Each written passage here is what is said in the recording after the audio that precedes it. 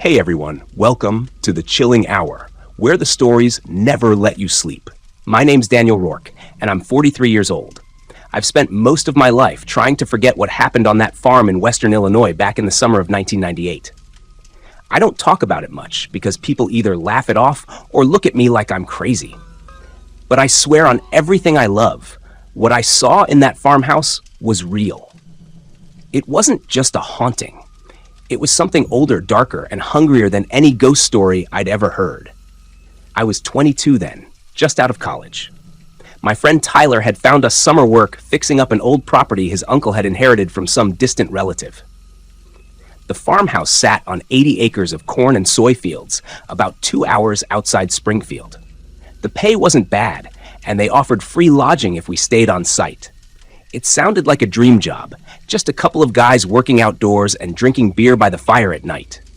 That's how it started. The place was built in the late 1800s, all weathered wood and cracked white paint. The porch sagged and the roofline was crooked. But what stood out most was how empty the land felt. No birds, no wind through the crops, no distant tractor hum. Just silence. Even the air felt wrong, like you were breathing through a wet cloth. The nearest neighbor was about 3 miles down the road, and there wasn't a working phone line. No cell service either. We arrived in mid-June. It was brutally hot, and the first night I remember lying on the old iron bed frame upstairs, sweating and listening to the house creak. I could swear I heard footsteps in the hallway, even though I knew Tyler was still downstairs unpacking. When I called out, the footsteps stopped. The next morning, I mentioned it over coffee. Tyler laughed, said it was probably the house settling, but I noticed something else. His uncle hadn't left us any tools or supplies, just the key and a handwritten note that said, "Keep the doors locked at night. Don't go into the cellar." We thought it was some kind of weird joke. Of course, we didn't listen. By the third day, strange things started happening. It began small. Tools went missing, only to reappear in odd places.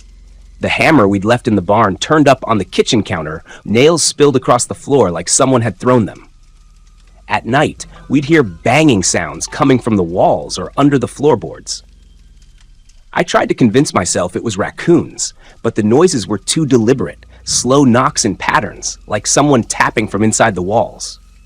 Then came the smell. It hit us one afternoon while painting the upstairs hallway. It was sweet and rotten, like spoiled meat.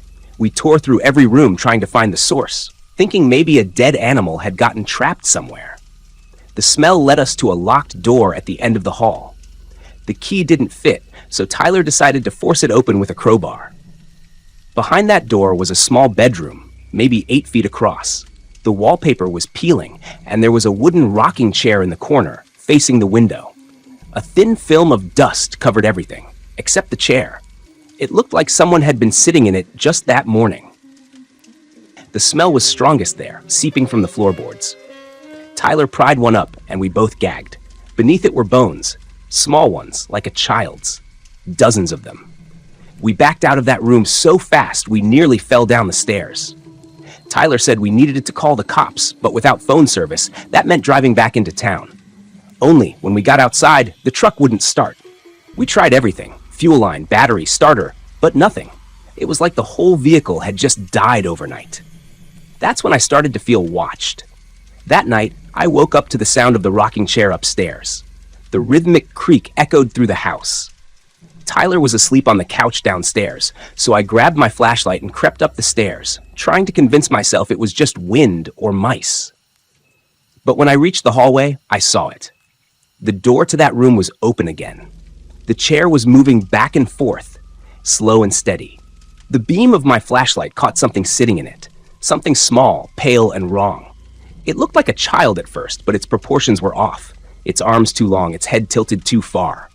Its eyes caught the light and gleamed black. It was smiling, but its mouth was just a slit, stretching from cheek to cheek. I froze. It tilted its head toward me, and the rocking stopped. Then it whispered, soft and broken, "Stay with me." I bolted down the stairs so fast I nearly tripped over Tyler. I shook him awake, yelling that we needed to leave now. He groggily followed me outside, barefoot and confused. We decided to sleep in the truck until morning, even though it wouldn't start. Around 3 a.m., I woke to the sound of tapping on the windshield. 3 slow knocks.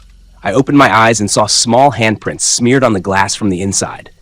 The locks clicked open by themselves. Tyler screamed. I grabbed him and we ran, barefoot across the field, not caring where we were going. The corn was shoulder high and the stalks rustled around us, but there was no wind.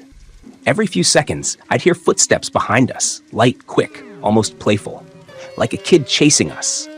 We didn't stop until we reached the tree line. From there, we could see the farmhouse silhouetted against the moonlight, and in one of the upstairs windows, the rocking chair moved again. We stayed hidden in the woods until dawn. When the sun came up, the house looked normal again, quiet, still, like nothing had ever happened. Tyler wanted to go back for his wallet and keys. I told him not to, but he insisted. I waited near the trees, watching him walk up the porch steps. He went inside and didn't come out for almost 20 minutes. When he did, he was pale, shaking.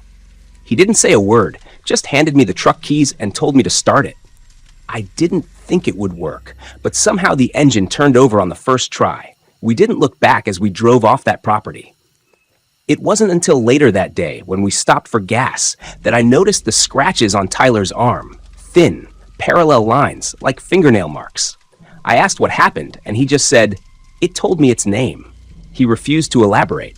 Tyler didn't sleep much after that. He'd wake up screaming some nights, saying he heard singing coming from the cornfields. A few weeks later, he quit the job, packed up, and left the state.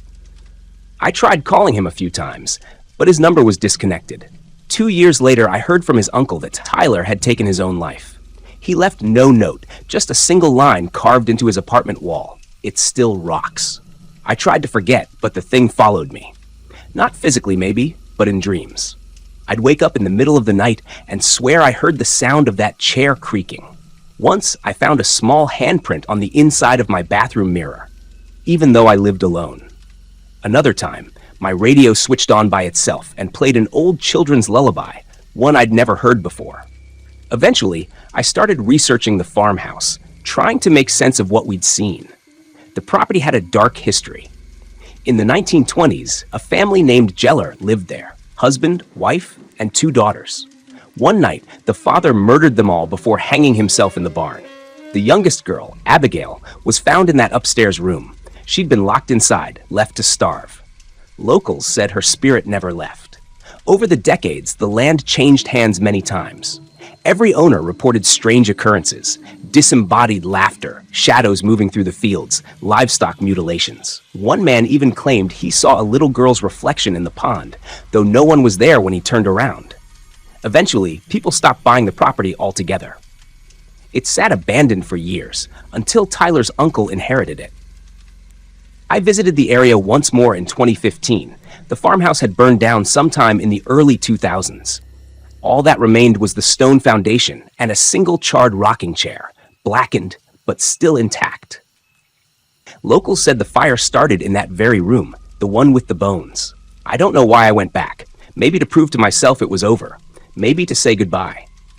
But as I stood there, I heard the faintest creak of wood, like someone rocking slowly behind me. The wind picked up, carrying a faint, childlike voice that whispered, "Stay." I turned and ran, faster than I had in years. I didn't stop until I reached the main road, where my rental car was parked. When I looked in the rearview mirror, I swear I saw a small figure standing at the edge of the field, watching me. I left Illinois that night and never returned. But sometimes when I'm alone in my house, I still hear it. The sound of that chair moving, slow and steady, in the dark.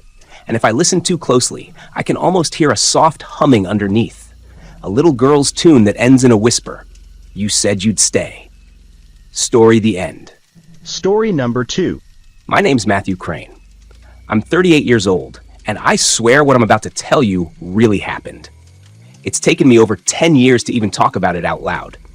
This isn't some story I heard from a friend of a friend. It happened to me in a lonely farmhouse outside of Eldridge, Iowa, back in 2011. I was in my mid-20s then, working odd jobs and trying to save money. I'd been hired by an old man named Harold Dunn to help renovate his property. He lived alone on this huge spread of farmland that had been in his family since the 1930s. The house sat about half a mile from the road, tucked behind a line of black walnut trees. It was one of those classic Midwestern farmhouses. White paint peeling from the siding, a wraparound porch half rotted through, and a big red barn out back that leaned to one side like it was tired of standing. Harold was a quiet man.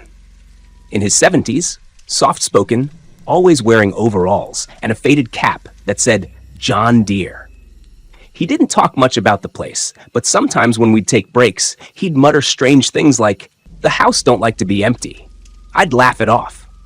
Old folks say weird things sometimes, especially when they've lived alone too long. But after a few weeks working there, I started to understand what he meant. The first weird thing happened in the barn. I was patching up some of the beams when I heard someone humming. It was this low, drawn-out tune, an old hymn or lullaby, I couldn't tell which.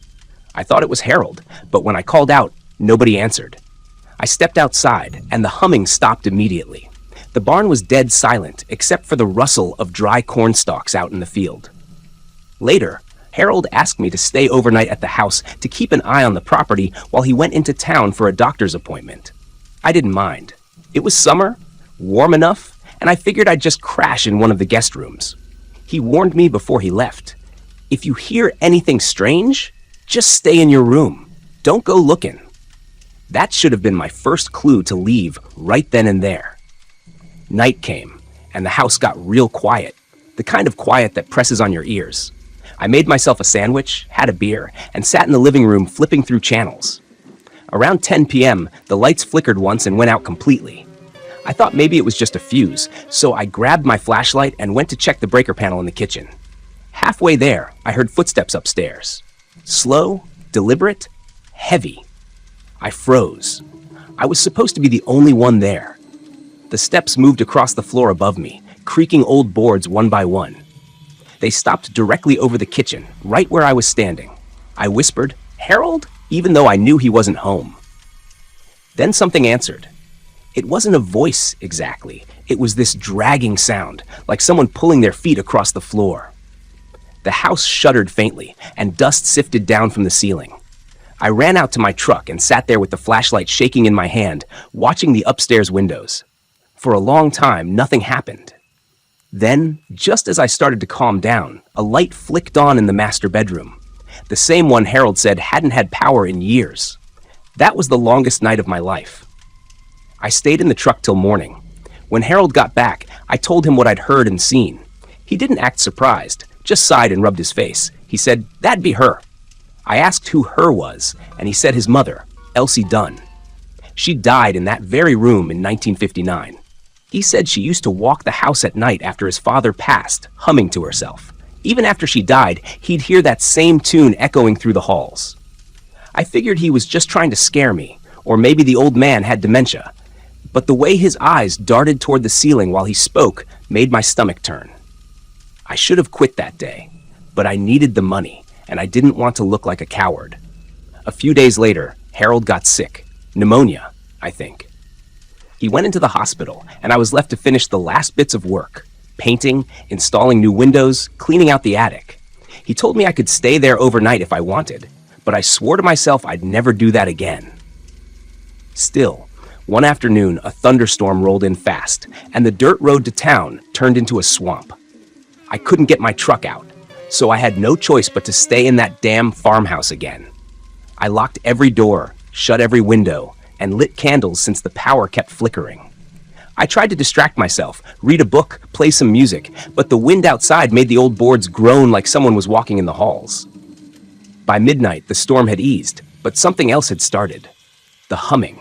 It came from the attic this time, soft and slow, like a lullaby. I sat there frozen in my chair, my skin crawling. It wasn't the wind. It wasn't a radio.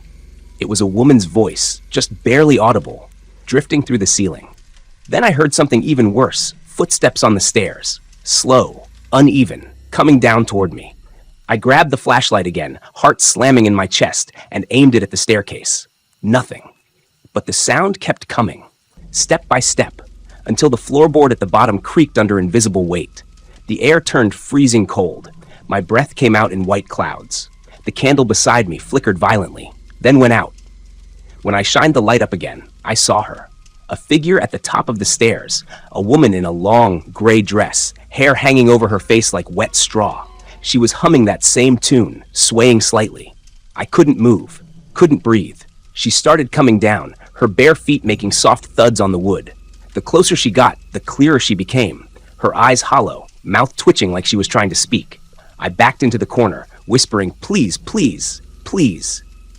She stopped just short of the light. Her head tilted, and then she said something in a voice that didn't sound human anymore. "Why'd you open the attic?" I hadn't. Not yet. But she knew I planned to. I bolted out the front door into the rain, didn't even grab my keys. I ran 2 miles down that muddy road until I hit the highway. I called a friend from a gas station and didn't go back. Not that night. Not ever. When Harold got out of the hospital, he called me, asking if I'd finished the work. I told him no, and I told him why. There was a long pause, and then he said quietly, "She doesn't like strangers touching her things." Then he hung up. A month later, I read in the local paper that Harold had died in his sleep. The article said his nephew found him in the master bedroom, lying in bed with a faint smile on his face. They buried him next to his mother in the family plot behind the barn. That was supposed to be the end of it. But 2 years after, I was driving through Iowa again, hauling equipment for work.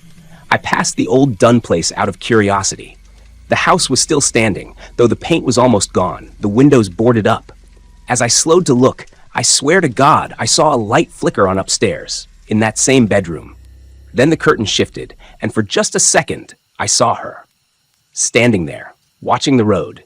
I slammed the gas and didn't look back. I've tried to reason it out. Tell myself maybe it was squatters or some trick of lightning. But deep down, I know the truth. There's something about old land, old houses, especially ones that have seen too much grief. It's like the walls soak it in, hold it, and whisper it back when the nights get long. Harold was right. That house doesn't like to be empty. It's waiting, humming that same lonely song through the rafters for the next person foolish enough to stay inside when the sun goes down. And sometimes, when I'm driving late at night, with nothing but the hum of the tires and the radio static, I still hear that tune. Low, familiar, coming from nowhere. Every time it happens, I pull over, kill the engine, and sit in silence, too scared to breathe, because I can feel her nearby. Watching. Waiting. If you ever find yourself near Eldridge, and you see an old white farmhouse sitting back from the road with a red barn leaning beside it, keep driving. Don't stop. Don't look too long, because if you do, she might start humming for you too. Story, the end. Story number 3. My name is Daniel Brooks. I'm 38 years old, and this is the story I swore I'd never tell again. It's been 12 years since I set foot on that cursed property in southern Indiana, and still, I wake up in a cold sweat, smelling old hay and rotting wood, hearing that low, rasping whisper in my ear. I don't care if no one believes me. What happened on that farmhouse in 2013 was real, and it ruined my life. It started after my divorce. I was drinking too much, couldn't sleep, and lost my job at the factory. My cousin Mike told me about a cheap old farmhouse sitting abandoned for years. He said it belonged to some distant relatives of ours who'd moved away decades ago. The owner just wanted someone to look after the place until it sold. The rent was dirt cheap. I figured it was a good chance to start over. Some quiet, fresh air, maybe a few months of peace. When I first drove down that long dirt road leading to the farmhouse, I remember how still the air was. No birds, no wind, nothing. The house sat in the middle of a huge cornfield that hadn't been tended in years. The stalks were gray and brittle, like old bones sticking up from the ground. The house itself looked like something out of a forgotten century. Peeling white paint, sagging porch, a barn out back leaning to one side. But what really unsettled me were the windows. They were all dark, but I swear it felt like something behind them was watching me approach. I told myself it was just nerves. The first few days were quiet. I cleaned the place up, patched a few leaks, got the generator running since the power lines had been cut years ago. Nights were dead silent, except for the crickets and the occasional coyote howl. I slept fine, until the 4th night. It started with footsteps upstairs. I remember lying in bed and hearing them, slow, deliberate steps pacing the old wooden floorboards directly above my room. I froze. There shouldn't have been anyone up there. I grabbed my flashlight and baseball bat and crept up the staircase, every step creaking under my weight. The air felt heavier, colder. I swept the light across the hallway. Nothing. I checked the rooms. Empty. The sound had stopped. When I went back downstairs, though, the front door was wide open. I knew I had locked it. The next morning, I found something strange outside the house.